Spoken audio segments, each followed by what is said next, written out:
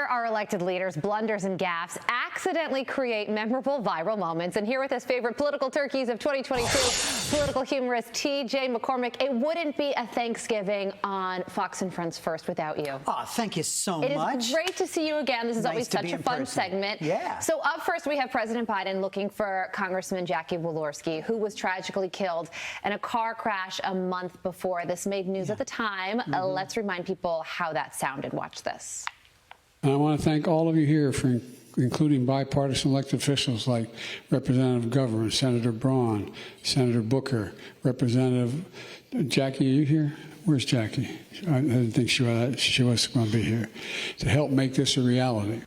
Oh, my goodness. I mean, you know, we expected great things from the president, great blunders. We expected great gaffes. And naturally. He is on a roll. He went from insulting donut shop owners and now he's looking for dead people. And I tell you what, though, here's the thing. This leads us into our next one, because when you have a slow-moving gaffe front, sometimes that can meet a stalled gaffe front, and that is in the person of KJP. Jean-Pierre. That's right. And I remember when she covered for the president and said that Jackie Walorski was top of mind, which wasn't the best moment for her. Nope. We also have a compilation of the White House press secretary trying to clean up the president's gaffes. Listen here. The president has done everything that he can. The president is doing everything that he can to make sure that we address this issue. We'll see what we can do, but I can't make any promises. We can build on what we've already done. I just want to make sure people also know what we've done. We don't have anything to preview for you for tomorrow. Also don't have an estimate for you and haven't seen the numbers. He is doing everything that he can to make sure that we take action, and we have been doing that 24/7. Feel free to reach out to me and we will do everything that we can. I don't have a policy update on that, but I know to tell you now, as I've been saying, we are doing everything that we can possibly. We're going to continue to do everything that we can. I don't have anything to preview for you. They're doing everything they can. They're doing everything they can. 75% of Americans think the country's going in the wrong direction. Yeah, so maybe but they're doing a little more change. Everything they can. She is so out over her. She's not out over her skis. She's barefoot in the Alps. The poor woman has been left out to dry. Oof. Yeah, and she says a lot. We've been very clear. Yes, we've That's been another very one. clear. We've been very clear. Yeah, I'm going to tell you, we've been very clear until you might believe that maybe we've been. It's clear that she doesn't know what she's talking about. And when it comes to the gaffes, did you see that moment 2 days ago?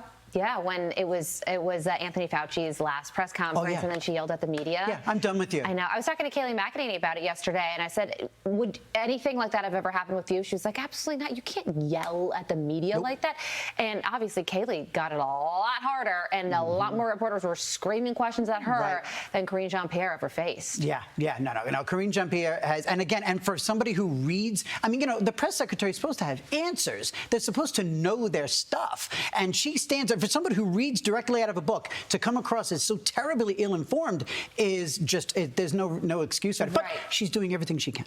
She is doing everything. They're doing everything they can. So there is that assurance there that we can always rest our weary heads on. Yes.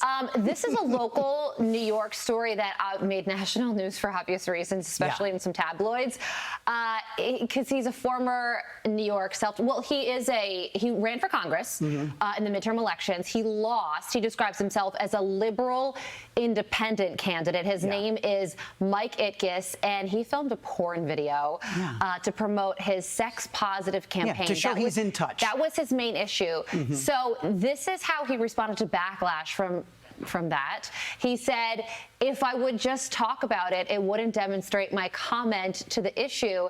And the fact I actually did it was a huge learning experience, and it actually influenced items on my platform. I mean, how that sounds like the famous last words at the end of a marriage. That sounds like a guy trying to explain a dalliance on the side. He ran against Jerry Nadler. Like I said, he lost. Yeah.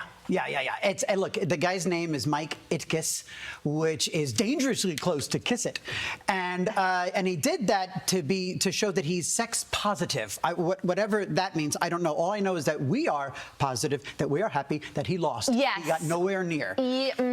Just when you thought New York politics couldn't get any more screwed up, I think electing him might have been possibly a new low. That's his only campaign message.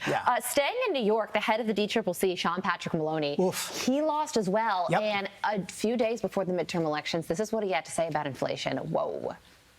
I grew up in a family where, if the gas price went up, the food budget went down. So by this time of the week, we'd be eating Chef Boyardee if that budget wasn't going to change, right? So that's what families have to do. Chef Boyardee. You want to put the nail in your own campaign? You want to put the final nail in the coffin? Do that. Tell the American people it's time to get out the can opener. At least Marie Antoinette said that we could eat cake. Yeah. I mean, and nothing against Chef Boyardee. But the imagery no, we all love a good ravioli out of a can every now and then. but we shouldn't have to be forced into it. But that was arguably the biggest loss for the Democrats this year, the most powerful of them. And Mike Lawler just took over in the 17th district. He's going to do great things, but he jumped on that, and that was it. Sean Patrick sealed his fate with that interview. There are never any shortage of political turkeys each year. Nope. Gobble, gobble, and we gobble them up. And I'm just going to stop with this. It's our job, too. I think it's what we do. It's our civic duty. We're doing everything we can. TJ, you are doing just that. Thank you so much for joining us once again this year. It's always great to see you. Thank you. Happy Thanksgiving. Happy Thanksgiving. I'm Steve Doocy. I'm Brian Kilmeade. And I'm Ainsley Earhart. And click here to subscribe to the Fox News YouTube page to catch our hottest interviews and most compelling analysis.